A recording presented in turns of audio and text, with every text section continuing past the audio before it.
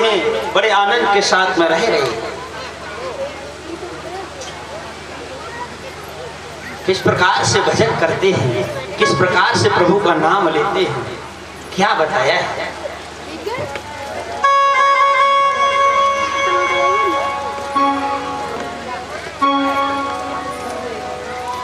हो पापी मन कर ले भजन, हो पापी मन कर ले भजन, बाद में प्यारे पछताएगा जब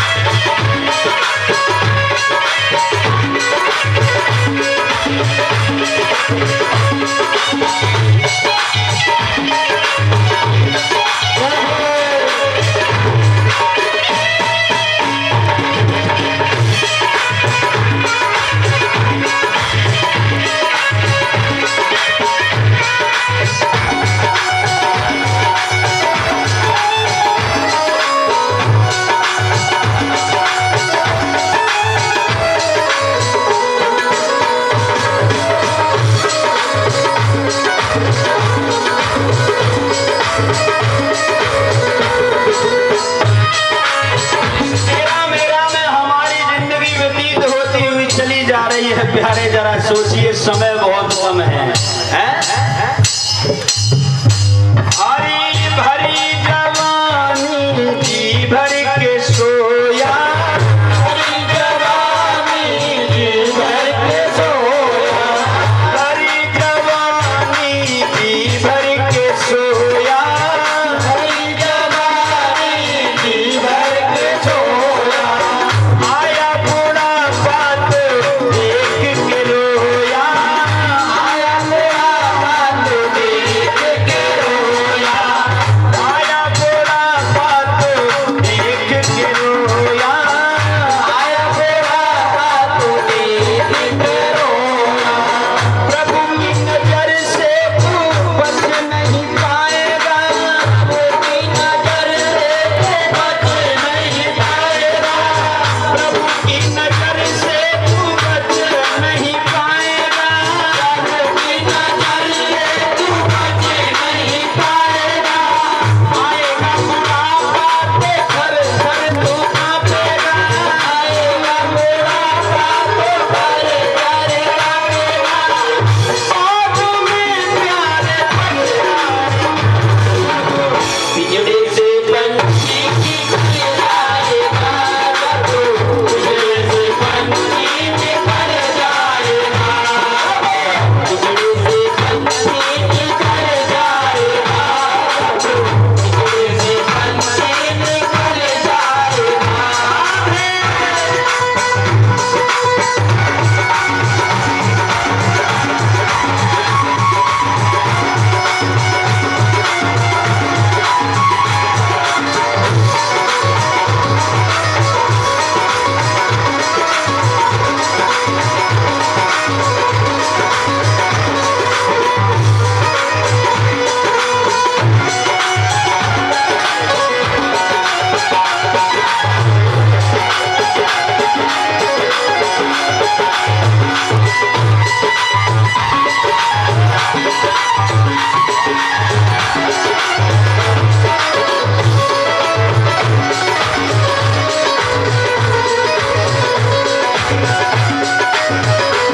यानी बुढ़ापा एक ऐसा कड़वा सच है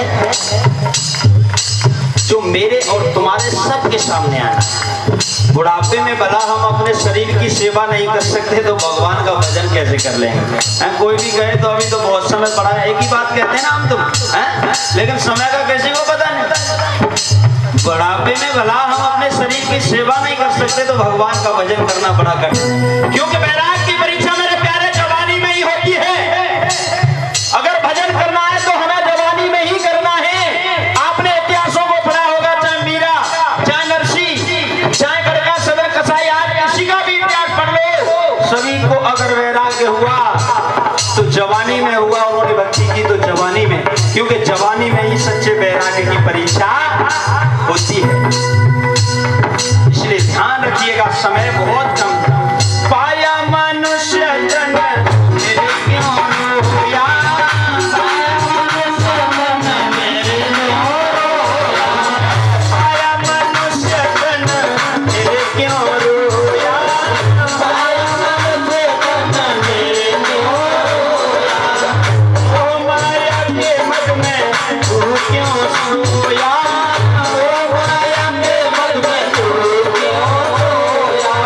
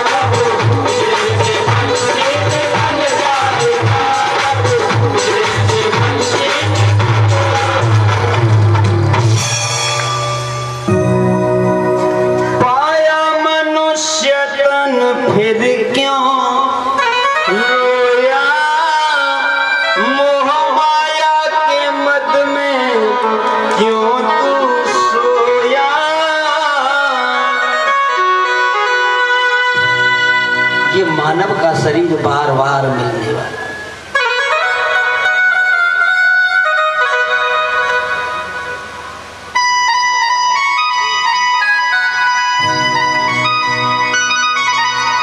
ये देखिए इसी क्रम में बीच में कुछ दानदाता आए हुए हैं। ये कल्याण सिंह जी, कल्याण सिंह फौजी जी, ये 500 रुपए दान करते हैं, इनके लिए जोरदार तालियां। सुरेश चंद्र राठौर जी ये 500 रुपए दान करते हैं। चंदन सिंह खगौआ वाले ये 500 रुपए दान करते हैं, जोरदार तालियां।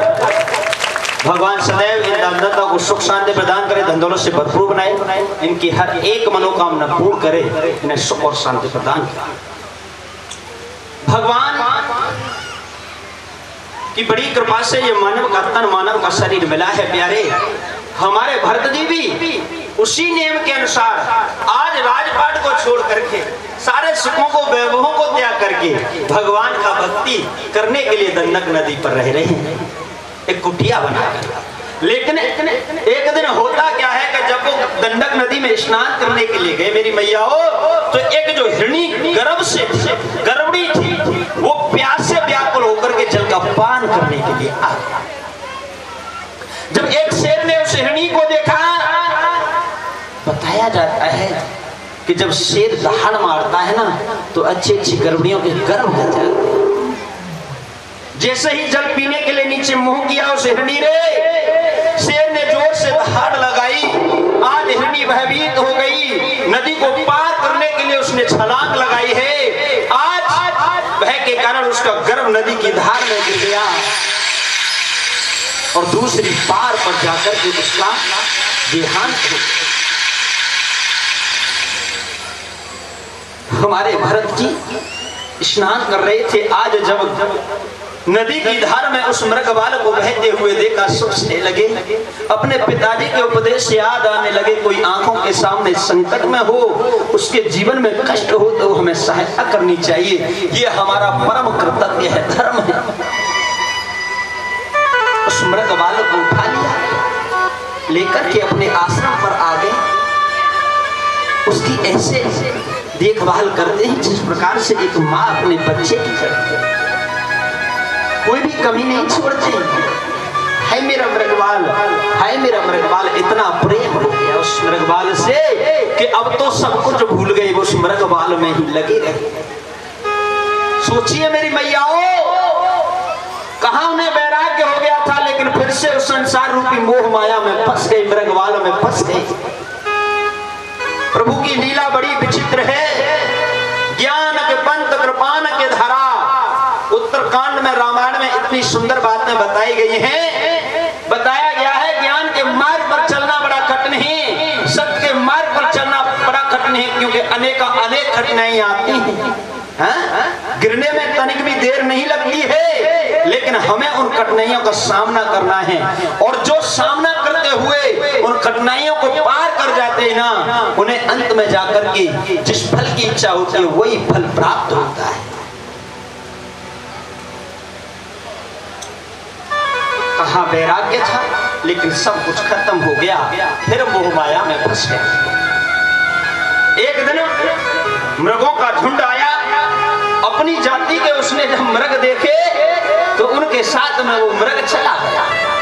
शाम को हमारे भरत जी आए, उन्होंने देखा मृगवाल उन्हें कहीं भी नहीं मिला। अब तो इधर उधर घूमने लगे, हाय मेरा मृगवाल, हाय मेरा मृगवाल। अंत में मृगवाल की याद में प्राण तक छोड़ दिए। अंत मता सुगता गीता में भगवान ने कहा है, अंत काल में जो जीव जिसका स्मरण करते हुए शरीर का त्याग करता है, उसी योनि में उसे जन्म लेना पड़ता है। मृग योनि में जन्म मिला भरत जी को। अब तो सोचने लगे मैंने कितनी बड़ी गलती कर दी, एक मृगवाल से प्यार किया, मृग योनि में जन्म लेना पड़ा। अब तो मृग योनि में घूमते हैं। फिर आगे चल करके उन्हें मनुष्य योनि में जन्म मिला। आगे चल करके बताया जाता है, फिर भी वो ज्येष्ठ सबसे बड़े थे। उनके पिताजी ने पढ़ाना चाहा, लिखाना चाहा, अच्छा विद्वान बनाना चाहा, लेकिन उन्होंने मना कर दिया, मुझे कुछ भी नहीं चाहिए। छोटे भाइयों की शादियां हो गई, विवाह हो गया। ये तो पागलों की भांति घूमते हैं, जैसा खाने के लिए मिल जाए वैसा खा लेते हैं। ना किसी से प्रेम करते हैं, ना किसी से द्वेष करते हैं, ना छल न कपट हैं। ऐसे लोगों को क्या कहते हैं भैया, उनमें बताया परमहंस बताया गया है। आजकल हमारे तुम्हारे बीच में ऐसे लोग हैं, उन्हें परमहंस बताया गया। कभी भी हमें उन्हें बुरा भला नहीं कहना चाहिए, पागलों की भांति रहते। एक दिन भाभी जी ने कहा है, इधर आओ, काम के न काज के दुश्मन अनाज के 2.5 सेर खाते हो, यहाँ से यहाँ नहीं करते हैं। औरत जी कहने लगे, भाभी जी बताइए क्या काम है, क्या बात है। देखो आज तुम्हारे भैया जी घर पर नहीं है, आज तुम्हारे भैया जी घर पर नहीं है, इसलिए तुम जाओ खेत पर।